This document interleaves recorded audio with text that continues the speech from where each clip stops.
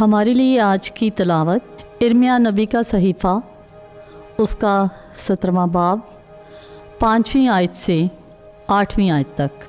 خداوند یوں فرماتا ہے، ملعون ہے وہ آدمی جو انسان پر بھروسہ رکھتا ہے اور بشر کو اپنا بازو بناتا ہے، اور جس کا دل خداوند سے پھر جاتا ہے وہ بیابان کے رتمہ کی مانند ہوگا، جو نیکی کی آمد محسوس نہیں کرتا بلکہ صحرا کی خشک جگہوں میں اور شورزار اور غیر آباد زمین میں رہتا ہے۔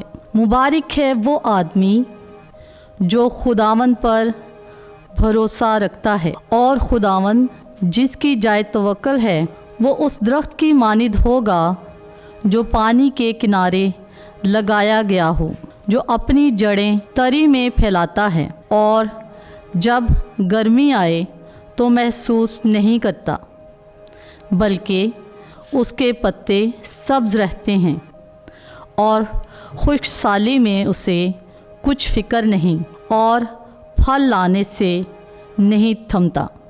خداوند کے زندہ پاک کلام کے پڑھے اور سنے جانے پہ خداوند کی برکت ہو۔ خدا کا شکر ہو۔